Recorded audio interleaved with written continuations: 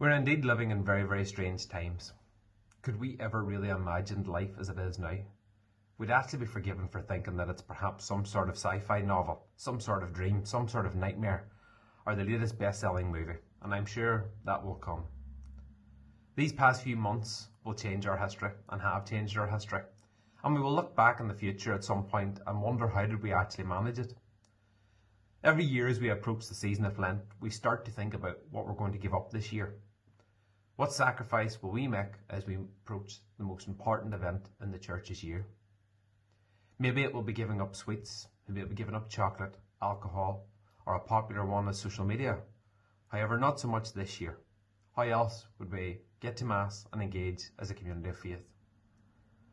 When it comes to Lent, we like to make our own sacrifices. We like to choose our own sacrifices. We carefully think about our Lenten resolutions, and in doing so, we try to maintain some element of control. But for many, that control of their lives is gone, albeit temporarily. Given that so many of us are busier than usual with homeschooling and virtual meetings, we perhaps won't give Lent this year the time that it deserves. But more so than ever, we need Lent this year. We need a time of reflection.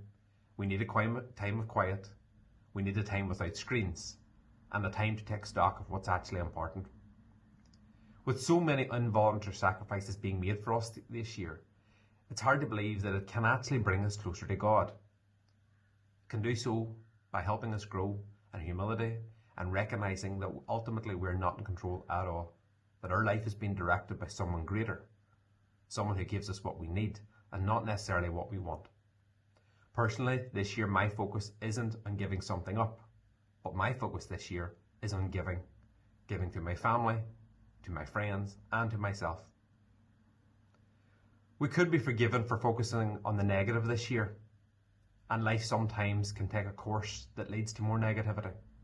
But we have to make that conscious choice to be positive and to follow the positive route, even though sometimes that may be more difficult. Lent for me is a time of hope, a time of anticipation, a time of hope for what is to come next.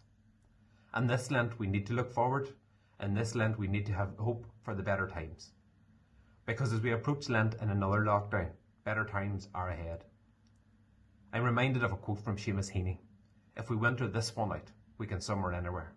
And I think that very much resonates with many people. I also am reminded of one of my favourite lines from Luke's Gospel, a quote that can apply to many different aspects of life, many different scenarios of life, and one which I have found myself going back to over the last few months. A line that reminds me that I often have to remember to place my trust in God.